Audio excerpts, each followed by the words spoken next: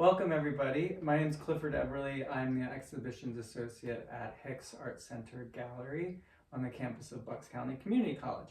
And today I am in the wonderful studio of Monique Perry, who is in the Bucks County Guild of Craftsmen exhibition over at Hicks.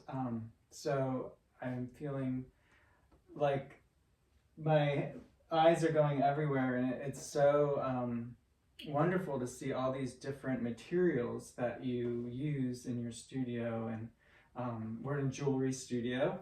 Yes. And so when did you start making jewelry? Gosh, I have been creating jewelry for close to 32 years now. I started when my son was just 1 year old, so I always gauge the time frame by his age. And I've always been, I'll step back a little bit and just give you a little background. I was always a very creative child and, younger person, always doing something with my hands, whether it was, making collages or sketching, all kinds of stuff. And I went to school actually for business and French. That was my major in college. So I had no intention of really pursuing a creative career. But once my son was born, I just, I took time off of work. And when I was ready to go back to work, I got cold feet. And my son had just turned 1, and he was sort of just waking up from his deep slumber.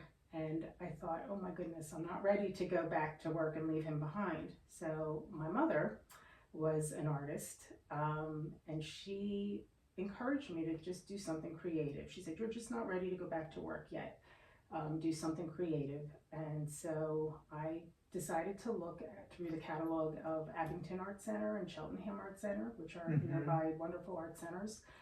And I honestly didn't know what I was going to do, but I thought, well, I came upon the Jewelry 101 class, and I thought, I like jewelry, and I like fire, and I like metal, so I like shiny things.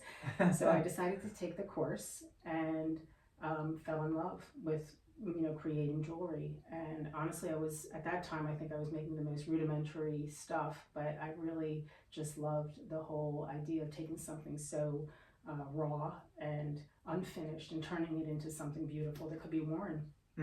So it was a hobby for many, many years. And fast forward, my daughter was born. It really was a hobby while both my kids were young. And then when my daughter entered 1st grade, her school had a little festival, if you will, for the Fall Fest. And I decided to, for $25, get a table and put some of my jewelry out there.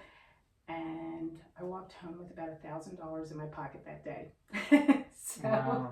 I was like, wow, I really That's encouraging. Couldn't believe that people, really liked my work enough to actually buy it and wear it. And it was just the encouragement I needed to keep pursuing the craft. And so then I got a little more serious about learning. And I started taking college level classes at Bucks County Community College, actually. And so, no kidding. Yeah. Okay. So I took the metals classes there for quite a few years, but I was just auditing at that time. And so I did that for a long time, and then I was still, I started to sell my work and do shows, that kind of thing. And then I discovered precious metal clay came on the scene. And that is a really cool medium. It's actually fine silver, or at that time it was fine silver. Now they have other metals, but it's ground into powder, mixed with binders, and it becomes a soft and malleable material. And so you can texture it with deep textures, you can sculpt it, you can enamel on it, you can do the possibilities are really endless with this material. It came out of Japan, is where it came from. And it hit this country, and it really, I think, revolutionized the art jewelry world, because it really opened up a lot of possibilities, especially for artists that, didn't want to use a torch, because this particular material, it can be torch fired, but it can also be fired in a kiln. So anyway, I really loved it, and I have 2 certifications actually in it, so I'm able to teach it. And I really just, so a lot of what I do now is actually made with metal clay. I still do the traditional metal smithing with a torch and a saw and all of that, soldering work, but I just love the tactile nature of the metal clay, so I do that a lot. Fascinating. I don't know that. Is it obvious when you see a piece of? It might be if I point it out to you, although honestly, if it's done really well, it really, it's hard to tell the difference in a finished piece of jewelry. And actually, once it gets fired, it becomes solid metal. So it really is not that much difference. It's a little porous in terms of its, molecular makeup, but it really is just like milled metal. Wow. That's wild. Yeah. It's fascinating what materials each type of art making people. There's just so many levels of materials that you can use, and I love in the current show just seeing the vast use of materials, and it's really inspiring. So those pieces that I have in the show, those are, I also, the most recent thing I've added to my repertoire is enameling. And of all the things I've learned over the years, honestly, the enameling is really where my heart is. It's challenged me most as an artist, because it's really tricky sometimes, and a lot can go wrong when you're working with it. But I really love it. And the pieces in the gallery are enamel. The colorful portion are enamels that I've created on sheet metal, on fine silver. Some of them I think are actually gold. There's a layer of gold underneath. And then those become almost like a stone, if you will. And then I set them into sterling or fine silver, either traditionally or with the precious metal clay. And I think the pieces there are set in metal clay. Oh wow. Okay. Well, and that's interesting. So then the enamel, the color part, becomes almost like a precious stone. Exactly. So you're almost manufacturing your own stone. Cabochons, exactly. Cabochons. And like I have some examples here that I pulled out for you. These are all pieces that are waiting to be set rather. So something like this is actually created on fine silver. Okay. That bring this close. So that's on silver then? That's on milled fine silver that I prepared and textured, and then did the enamel work on. Okay. And now, to me, it's like a gemstone that now I have to design a pendant, around, and I will make that setting for it, probably out of metal clay. So, and it won't get fired again. This piece is really, it'll be set like a stone. It's basically the last thing you do. The metal clay will get fired in a kiln. I'll do all the finishing work on that piece, and then I'll be setting the stone or the enamel focal.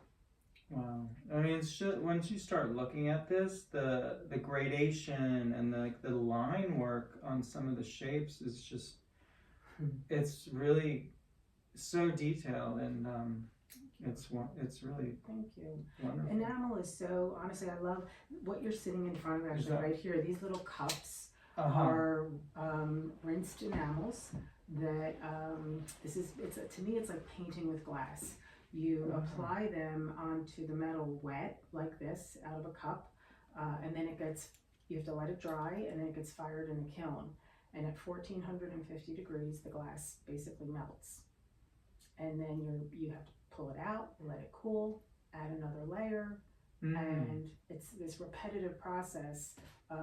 Some of these pieces have 7, 8, 9 layers of glass on them. And so it's a pretty time-consuming medium. And there's a pretty steep learning curve. But once you sort of know the rules of it, it usually goes fairly well. And what is the liquid part? So that's just distilled water. You Oh. rinse these powders. So I have two ways of buying enamels. Okay. I buy them either in what's called a lump format, which looks like rock candy. That's what we saw downstairs, Correct. right? Okay. And I take those and I'll grind them wet with distilled water with a mortar and pestle. Mm-hmm. And that process, and then you rinse them. You rinse that after you've grinded it. You'll see that the water rather is very cloudy. So you have to get that cloudiness out. All those little fines. Some of them are really, really. It's like a microscopic powder. You've sort of emulsified them. You have to get those really fine particles out, or what will happen is your piece, once it goes in the kiln, it'll look a little cloudy if those really fine particles are in there. So you're rinsing them just really to clean them and get some of those impurities out and some of the really, really fine particles out. And then this is what remains. And then I apply that with a paintbrush.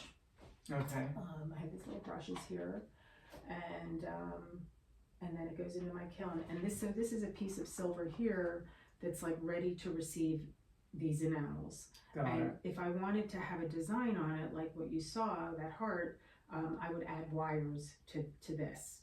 This piece already... Before you paint it, or Exactly. before you add the color. Yes. Liquid color.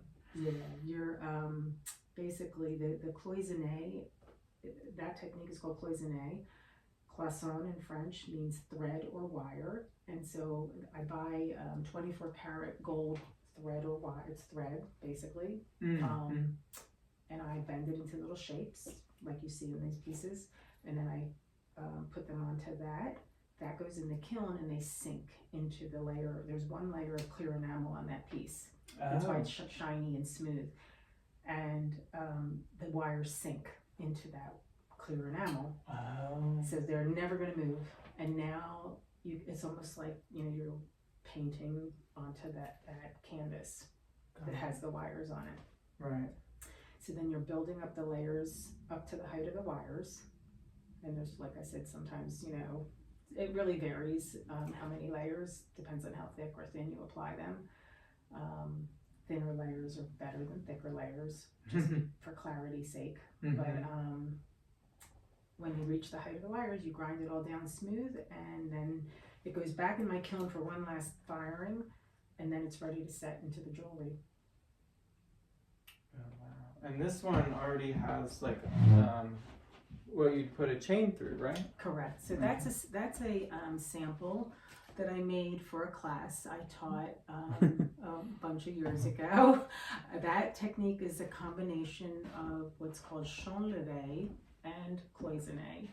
And champ levé is another, within enameling there must be, I wish I knew the exact number, but there is probably a good 12 maybe different techniques in enameling. There's many different techniques, and I really focus on pretty much. There's three techniques that I do within enameling alone. It's really hard to focus, as an artist. I have really like three major bodies of work. Okay. When I do a show, I try to separate those bodies of work so that I don't confuse people. Yeah. But I work in metal clay. And I set stones in metal clay. I do a lot of just stone work and silver work. So whether it's done traditionally or with metal clay, that goes into one case. The other case is the enamel work like this, the cloisonné or the champ levé. And then I have another case where I sift enamels onto copper. And so, and it's interesting because the copper, it gives me sort of a range of price points. There's less labor involved with the sifting on copper, and the materials are a little bit cheaper, so a little less expensive. So I'm able to sort of keep that at a more affordable price point for people. And then I have, the silver work, of course, sort of stands alone, and that's the range of price there really just depends on what goes into it in terms of the stones and that. And then the cloisonné is my most sort of expensive stuff because of the labor and time that it takes to make it, and the material costs, because there's a lot of gold in some of these pieces. Sure. Yeah. So, and metal keeps getting even more valuable. Yeah. And so have you gone to France before to Um, either no. to study jewelry or to learn? I would Okay, love to, but no. but you studied French, and I did, yeah. so French was my half my major in college, and that really stems from when I was a kid. My family spent some time in Europe, and so um, we lived in France for a year and a half. And Okay. I was at an impressionable age where I could pick up the language, like that. So I do still speak French, although not very well anymore. I used to be fluent, but not. Don't test me. But I do have a very fondness for all things French because of that experience. Oh, that's great. Mm-hmm. That's really great. So yeah. Well, like I said, the range of what is really beautiful. And are these pieces the copper ones? Right. Or? So that's sifted on copper. Okay. And actually, this particular piece that you're picking up, those are pieces I'm not so sure I'm going to actually put out there in the world. Oh, right. Well, we might get a secret. They're really small, but that one has like little tulips on tulip leaves. So those pieces are actually decals. They're that's ceramic what I was gonna decals say. that I've wow. cut and put onto the enamel. And again, it's another way for me to bring the price point down because there's just, that's not my original artwork Sure. like some of my other pieces are. And so I'm always striving to have, a range of price points so that everybody can hopefully buy my work. Mm-hmm. So just broaden my audience, really. So that's what I'm working on right now. I actually have never really, I've used decals, but really sparingly in the past, but I really actually, some of them are quite beautiful. And, if you use a portion of a sheet, it's, it's kind of interesting. And so, yeah. And I'm actually going to hopefully be doing some spring shows where flowers might be, a theme. Right. So that's what I'm working on for those shows. But and are the shows you go to, are they fine craft, or are they more geared toward jewelers? No, they're fine craft. Okay. They really encompass the whole, lots of different media. Mm-hmm. Yeah. That's great. So in fact, yeah, I do. So I try to do about half a dozen shows a year, and my favorite shows are down in Philadelphia. Mm-hmm. Do a spring and fall show there, and that tends to bring in a really great audience.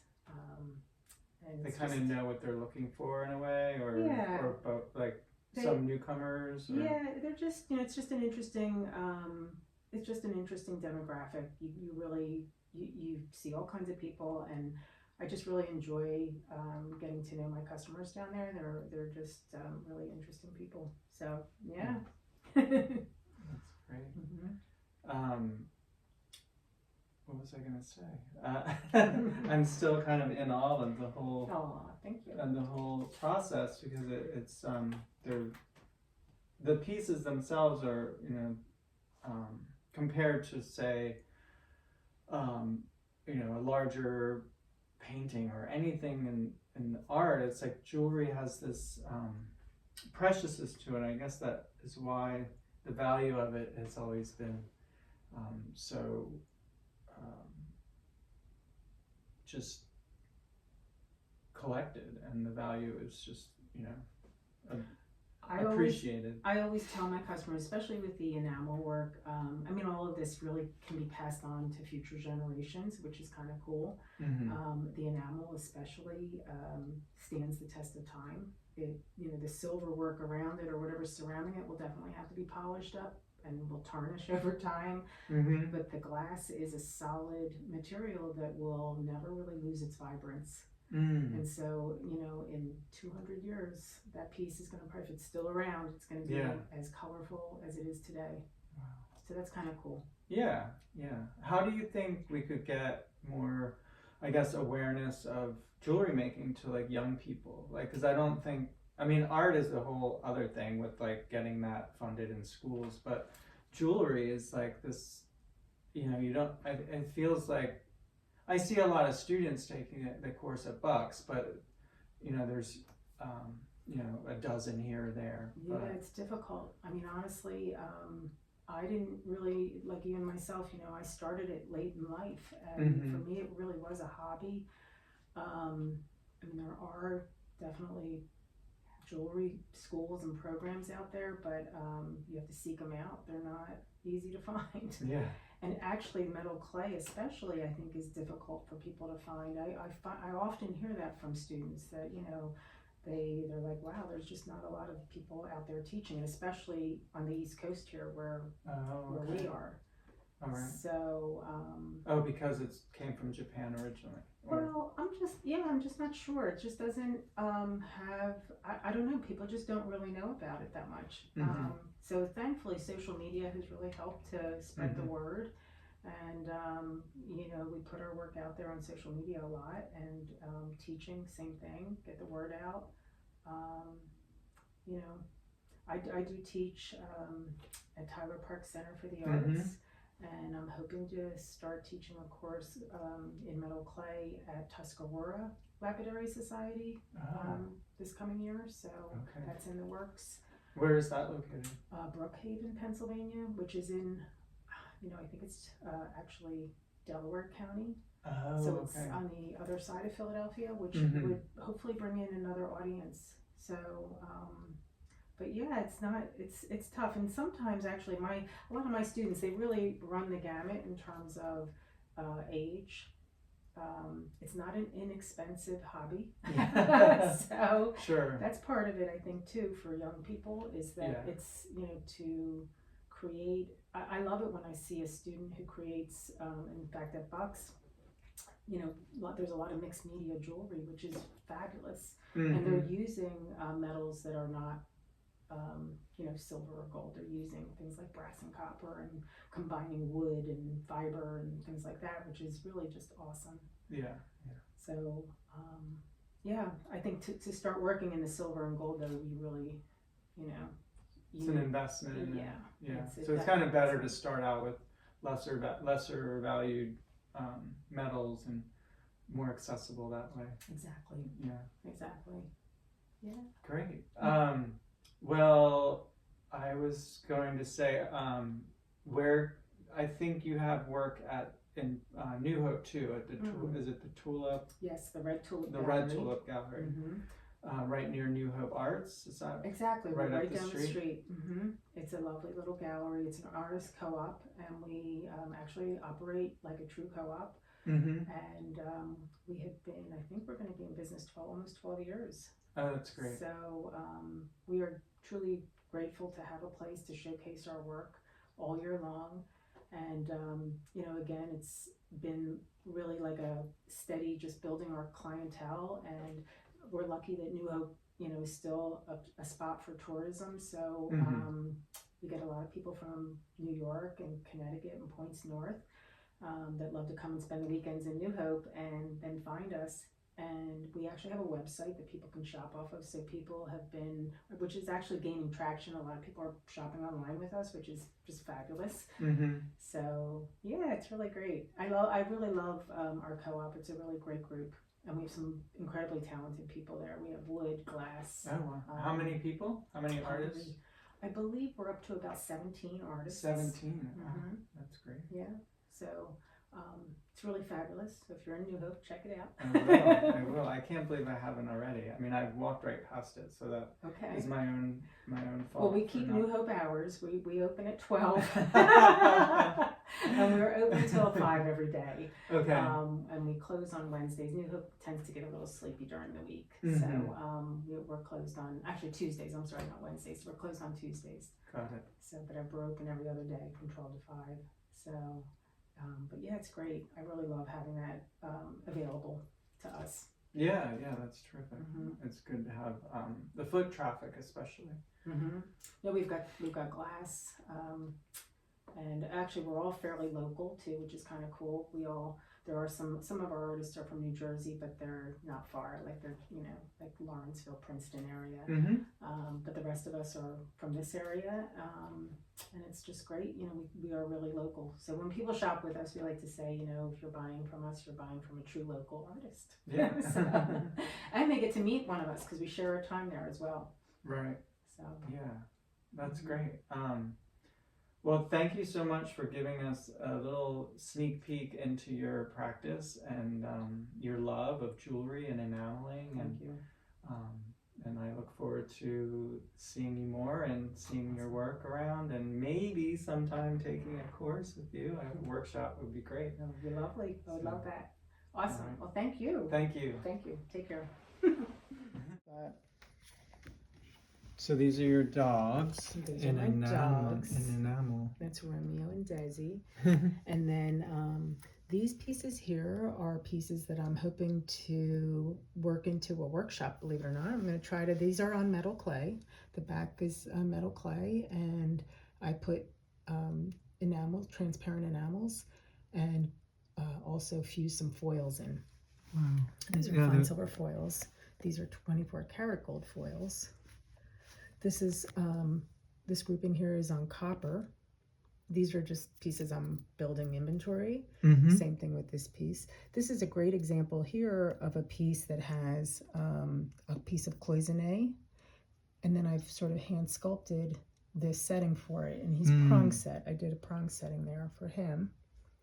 Oh, and these are the ones with the decals. Exactly, and then these are decals here. This is a collection I'm working on. And then this is a little bit of champleve, and I also, I make rings. There's so many possibilities with jewelry, all the different things you can make. And then the bracelet down there is this is an example of just traditional metalwork that I do, where I've set a stone, a couple stones, and added a little gold, and it's a bracelet. Mm-hmm. What stone is that? That is actually, it's called Rosarita. It's actually, it's almost like a glass material. It is, I think, considered a stone, but it's a product of the gold industry. It's a byproduct of the gold industry. Oh. So. Well, thanks again. You're welcome. Case is wonderful. It's a great, just like a wonderful display that shows all the different kinds of work you do. Thank you.